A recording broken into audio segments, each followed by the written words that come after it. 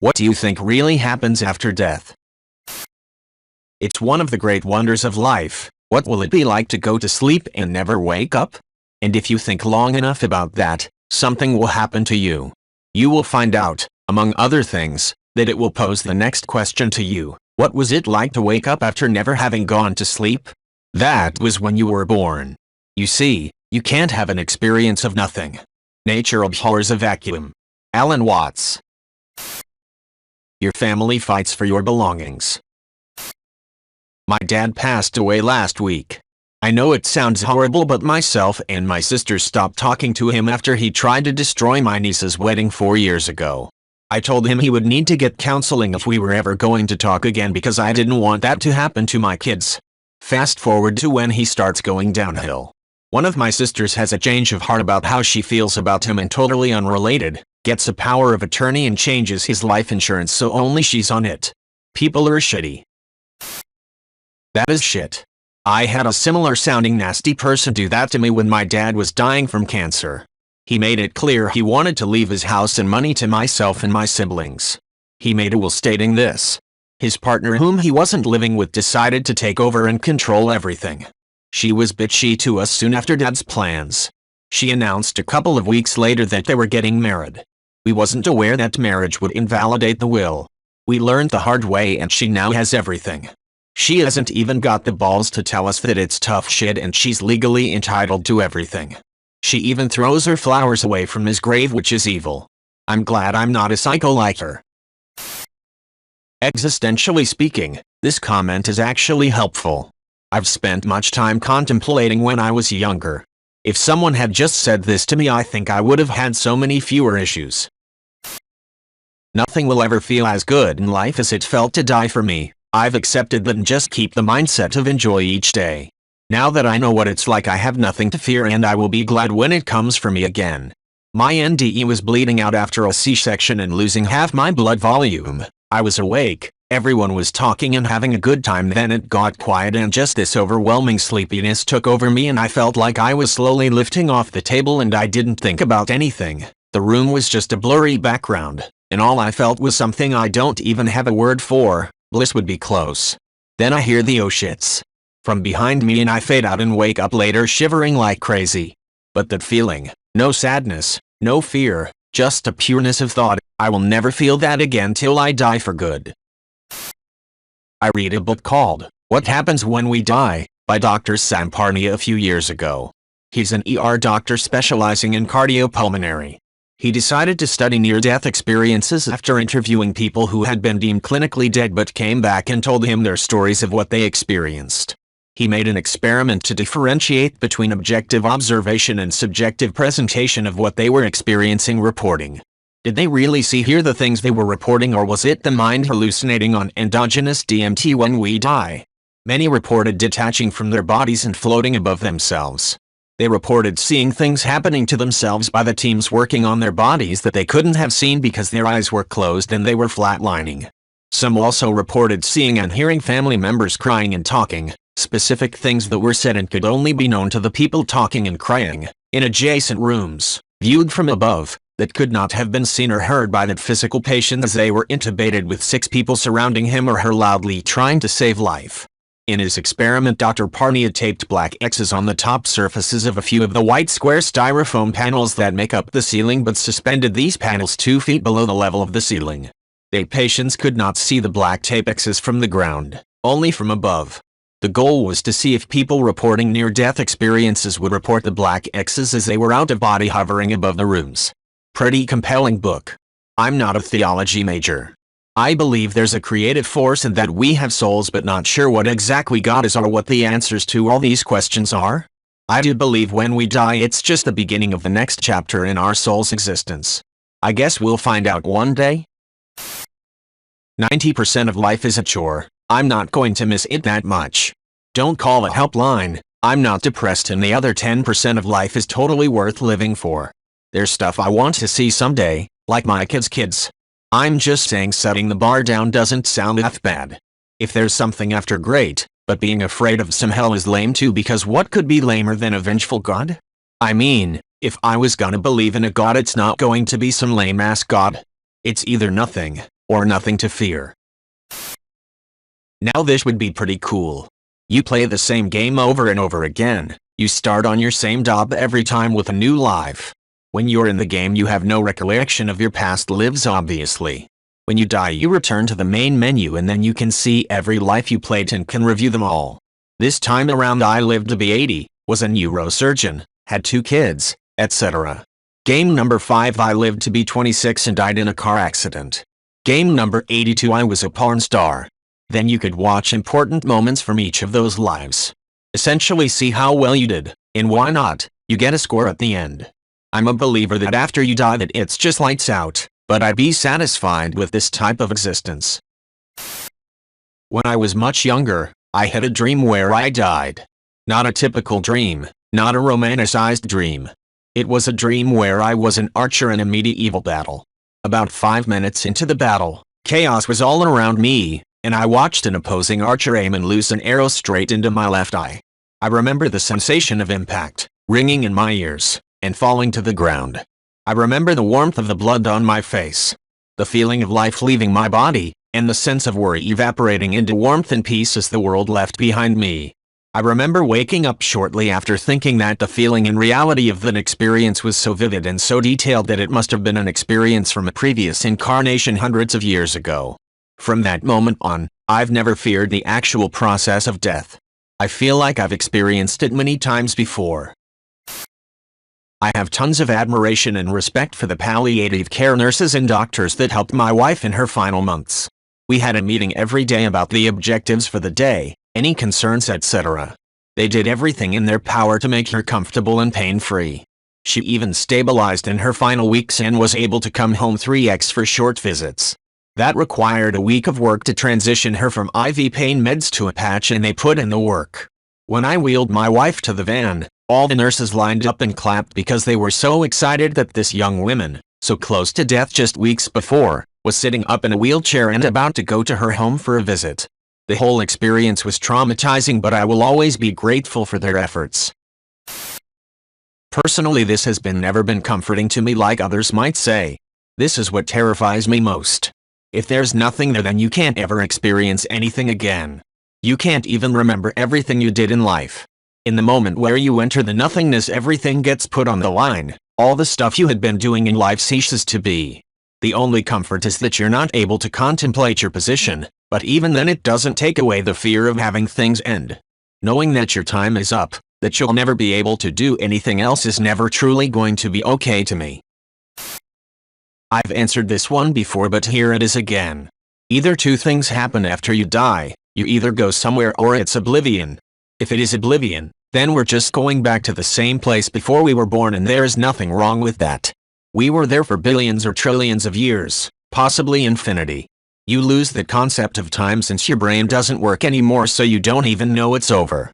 It's not nothing because nothing would be something, and that means that you were aware, which you cannot be if you're dead. If we do go somewhere, then that's something no one understands because no one has ever come back to tell us. Those stories of people coming back after they died and saw stuff weren't really dead. Their hearts stopped but their brains were still working. If the universe continues to recycle itself infinitely, then there's a chance we will be reborn or continuously reborn but have no memory of our previous selves. Picture a wave. In the ocean. You can see it, measure it, its height, the way the sunlight refracts when it passes through. And it's there. And you can see it. You know what it is? It's a wave. And then it crashes in the shore and it's gone. But the water is still there. The wave was just a different way for the water to be, for a little while. You know, it's one conception of death for Buddhists. The wave returns to the ocean, where it came from and where it's supposed to be. Edit. Quote is from the TV show The Good Place. When I was a kid, I drowned while on holiday with my family. A giant fat man jumped in the pool on top of me and no one noticed till I was on the bottom of the pool. I remember the feeling of my lungs being on fire, then shivering, then as everything was going dark, a strange sense of peace, and I was okay with it. No panic or terror. Then it went black. I was resuscitated at the side of the pool a few minutes later. I remember nothing from the black to being alive again. I was around 7 when it happened, and since then I've been strangely at peace with the fact that one day I will die and slip into the dark void of nothingness. Hope that helps. I damn near drowned once, but in the struggle made one last grab at something floating by and yanked myself up, heaving and wheezing for air, heart pounding in panic. That part sucked, let me assure you. I remember it vividly, and to this day I'm very surprised when others skip past that part to talk about the peaceful bit. The difference has made me doubtful about anything peaceful for myself should the situation repeat itself, at least, prior to dying. Which I do make a better point of avoiding now. And also which I suppose brings us to the baby in all this bathwater, buy a good quality PFD. Where it. Live to tell stories about close calls. LOL, I've had a similar experience when I was like 9. I think it was at Mountain Creek, but I'm not sure. There was this tube water ride and it emptied out into like a natural pool at the bottom. I was a very good swimmer, but this didn't help that day for some reason. I basically flew out of the tube and right underneath a very large lady floating on one of those little yellow rubber round lifesaver things. I think I got stuck in the middle of the circle in such a way that I'd need to first swim down and then to the side, but I had no idea what was going on and was panicking. I was just clawing at her butt in a lifesaver thing and remember that the panic eventually started fading, along with everything else. Then I guess either she felt something or I somehow got out from under, at the exact lucky moment right before everything faded to black. Started gasping for breath and my parents finally saw me and rushed towards me to get me out of the pool. The poor lady was hysterical, swearing that she thought it was a rock underneath or something. I remember feeling bad for her and how embarrassed she must have been. Think I came pretty close to dying that day though. All things are made of atoms. They are everywhere and they constitute everything. They are fantastically durable. Every atom you possess has almost certainly passed through several stars and been part of millions of organisms on its way to becoming you. We are so atomically numerous and so vigorously recycled to death that a significant number of our atoms, up to 1 billion for each of us, it has been suggested probably once belonged to Shakespeare, and any other historical figure you care to name. So we are all reincarnations, though short-lived ones. When we die, our atoms will disassemble and move off to find new uses elsewhere, as part of a leaf or other human being or a drop of dew. Atoms themselves, however, go on practically forever. Bill Bryson. While telling a story too inappropriate for this thread, comedian Jim Jeffries talked about his childhood best friend Daniel Connor and his brother, Andrew. Dan was born with muscular dystrophy. Throughout his life, he had been dead at least 7 times and was brought back each time. When Jim asked him what happens after death, he responded with, "Nothing." Edit. This is my most upvoted comment ever. Thank you everyone, and thank you to the kind stranger who presented me with a wholesome award. I shall cherish it forever. I believe we just stop existing, nothingness. However, I do think we still exist in a cosmic universal sense. It all depends on time and space. My grandmother died recently, 98 years a good run. She no longer exists now in 2021, but she's still around young and in her 20s in the 1940s. The only thing that separates us are 2 things: time and space. We don't blip out completely, we still exist along the flow of time. Did that make any sense? Little tipsy here. Yeah. I can entertain the idea of a greater power, but the physical makeup of my brain and the body attached to it, which feed chemicals that affect how my brain interprets consciousness, are likely a one-time event. On the bright side, none of that really disappears and it all just goes back into the cosmos over the next few billion years. Which is why I'd like my body to decompose freely in a forested area. I want my atoms to disperse directly into the earth for sentimental and symbolic reasons. I once had a dream about this. I die in my dream, but instead of waking, I kept dreaming about this infinite beach with gray and white sand. The white one was moving. In the sky there was 3 moons and the horizon was vivid dark blue. I appear at the seashore. The water was incredibly cold, and I couldn't move by my own. I started walking towards the bottom, and I felt observed. While I was moving, everything was getting darker and colder. I began to stop feeling my limbs, and then from the darkness, 6 gigantic monstrous glowing eyes opened and gave me a horrible feeling of fear. I couldn't see more than his eyes, but his presence was very imposing, and I knew it was bigger than my sight could encompass. Suddenly something came from the darkness and touched my face, and then my body. An hourglass emerged from my body, and stood between the creature's eyes and mine. The creature contemplated the hourglass for a long time and then, A high-pitched sound that alerted the creature was heard.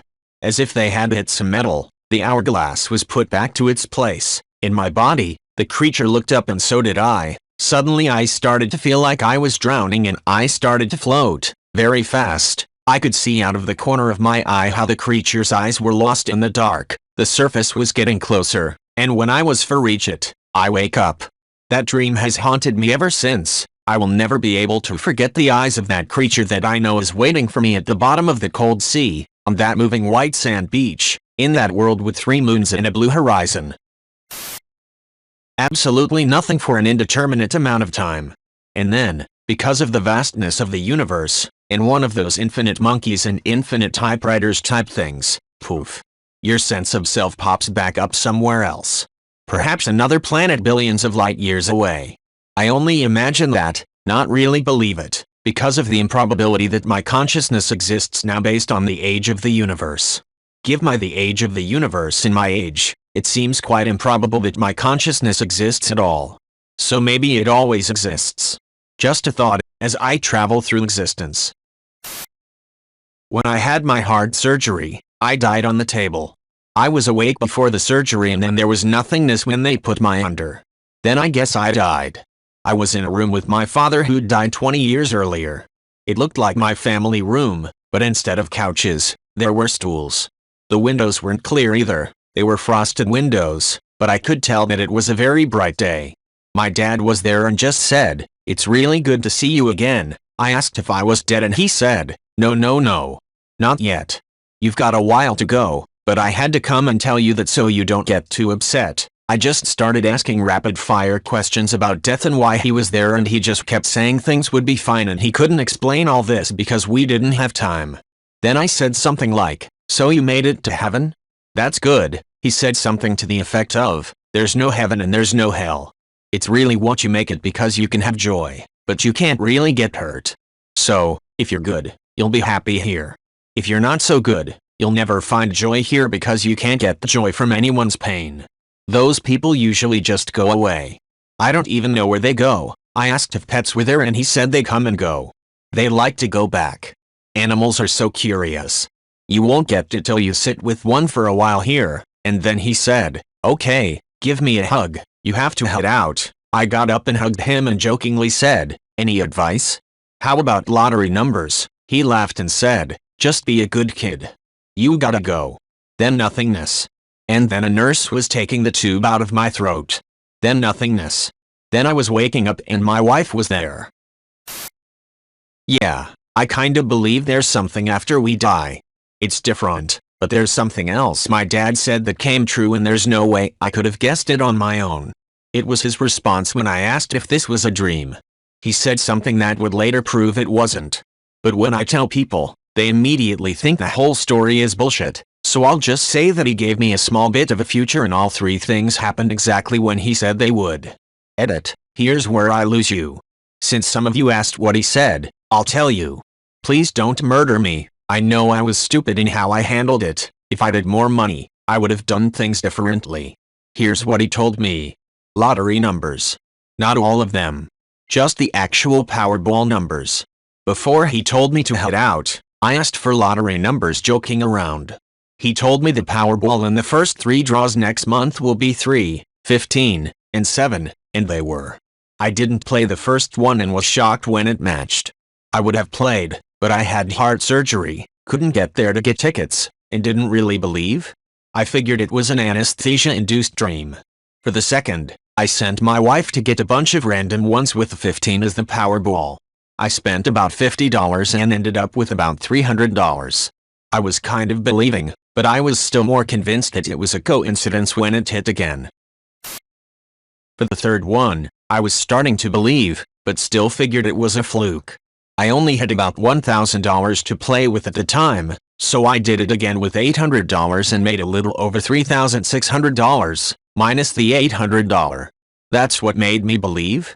Of course, I would have been way happier if I would have mortgaged my house and bet on lottery tickets for all 3 draws. But I really didn't believe until the 3rd drawing anyway. Until then, I always just assumed Dad was dead. I figured you just faded into nothingness. You died and didn't know you were dead so it didn't matter. Now, I think there's something there. I get a feeling that you're you, but not you. What you were is there, but that's not who you continue on as? I don't know. I guess I'll find out one day. I believe that there is something after death. I don't think any one religious book has it 100% right. When I was younger, I believed that once you were dead, that was it. You were just gone. As I get older and see more people in my life die, I have changed my mind. I kind of went down the rabbit hole of death and consciousness and came across some interesting ideas. I am not saying any of these are right, or that I necessarily believe any of them, and they all have their critics, but they did help me change my point of view. I found the work of Ian Stevenson at University of Virginia School of Medicine interesting, as well as the idea of biocentrism by Robert Lanza, and Don Hoffman's case against reality. I am not saying any of these ideas are right, but they did convince me that we may not understand everything and that there may be some level of consciousness that we don't understand. I believe what humans experience as consciousness is just the tip of the iceberg. Sort of like the human visible color spectrum is a fraction of all of the colors actually present. I think consciousness works in a similar way. And once we're free of the limited confines of the brain, we're able to experience consciousness on a universal scale. I lean towards biocentrism, and theorize that individual consciousness may be an illusion of the brain, that when free from the brain, consciousness rejoins with the grand consciousness of the universe, which itself is a conscious being. After reading the data of researchers such as Jim Tucker and Ivan Stevenson, I'm fairly convinced of the possibility of reincarnation as well. I believe in reincarnation as a phenomena, but am not sure everyone gets to experience it. Contrary to what everyone else is saying, nothing I actually believe something does happen. I'm not sure what it is, but I believe our spirit enters a different dimension or something. I should preface that I also believe in there being some sort of creator or supernatural realm, not necessarily in the Christian or religious sense, more generally in a spiritual perspective. I drowned when I was a child. Nothing exciting happened in those few minutes, but that's because I wasn't meant to die forever. I think there's a difference between those of us who have died and come back versus those who haven't in terms of what we experience in death. An anecdote I use is my best friend passing away. He died unexpectedly a few years ago.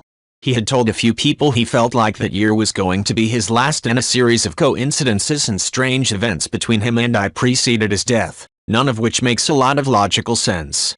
And I've had this happen with other folks, just not to the same degree. As a result, I firmly believe there is a spiritual or supernatural element to both life and death that at times facilitates links between us living here and those who have passed. That may be communication, protection, events, etc. But there are many things in life that defy any logical explanation, and I think it's ignorant or arrogant to dismiss such things outright. It's interesting to see the lack of any religious belief in these responses. It doesn't seem representative of a cross-section of society. So, I'd like to offer a different viewpoint. From a scientific perspective, we just cease to exist like before we were born. This is a completely reasonable viewpoint, the most reasonable, perhaps. And most commenters here are content with this understanding, and, in fact, find faith, in particular or in general, unattractive and objectionable. Faith is unreasonable. So how did I arrive here? I have only an unreasonable answer to this too. I wanted it to be true. That is, I found faith, in my particular brand, to be attractive, where others have the opposite reaction. Does this make it true? No. But it made me ask if there was a good enough reason to keep investigating and then to leap into unreasonableness. I couldn't have made this leap across an infinite abyss of unreasonableness. Rather, I came to the conclusion that the faith that I was contemplating was plausible enough, that the chasm was narrow enough, indeed that the answer that there is no God was itself a belief that presented its own chasm, that I was willing to make a leap. To answer your question, without going into detail, I believe that there is life after death. I think the fact that we can't explain consciousness says a lot. I mean, we can say that it's a collection of all your neurons interacting or something like that, but we don't have evidence for it. There's theories, but we really don't know how it works. There's actually a name for that, the binding problem. We have mapped the whole brain, meant to say portion of the brain attributed to vision, pretty much, but we still don't know what part would give rise to a unified subjective experience. One of the most famous continuing questions in computational neuroscience is called the binding problem. In its most general form, the binding problem concerns how items that are encoded by distinct brain circuits can be combined for perception, decision, and action. In science, something is called a problem when there is no plausible model for its substrate. So we have the mind-body problem, Chalmers 1996, but not the color problem, although there is a great deal of ongoing color research. Link. Now there is pushback on this, of course. An absence of evidence does not mean that the mind is not purely just a product of the brain. I am basically just saying that we do not know for sure how the mind works, and maybe that is because it is not material. We know people with half a brain can still be conscious. We know people with actually still very little of their brain left can. There's also, of course, near-death experiences. Not all of them, but there are plenty where the people report seeing or hearing things that would be impossible for them to see or hear. We can make someone raise their arm by manipulating their brain, but we can't make them change their views on things or whatnot. This could be explained materially too, I suppose, but the mind can also change the brain, physically. If the mind is only a product of the brain, that seems hard to explain. Maybe someone will be able to explain it one day. But people with multiple personality disorder have had personalities that are blind, and some that aren't. And when they are the blind personality, they quite literally cannot see. That's the mind changing the brain. Like some personalities have allergies and others don't. They have actual physical allergies that turn on or off.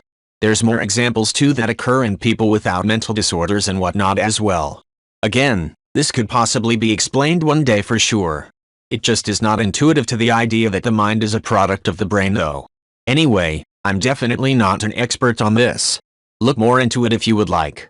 I just think that there's more to this than many people know. Many people are so certain we are just products of our brains when we really don't know that. It is not even that we do not know that for sure, like there is 5% doubt in the idea. We just do not have a concrete sense of it at all. And some things we have observed are contrary to that belief. Edit. As a side note, many people point out that people are only conscious when the body is alive. Or that smashing someone's head will make them unconscious or whatnot. There are various theories about this. But it basically boils down to that just because the mind correlates with the brain being alive does not mean that it is caused by the brain. There are more eloquent ways of explaining that and how it would work. Like I said, I am not an expert. This is a whole field of philosophy and neurology. Also, my entire point is not to make the case for dualism necessarily. If it was, this would be a pretty weak case since my presentation of the arguments are poor and there's plenty of holes that could be picked at rhetorically. My point is just to show that there is not a slam-dunk case for materialism, that is, all that exists is material, when it comes to the mind. There is still a lot of work to be done there.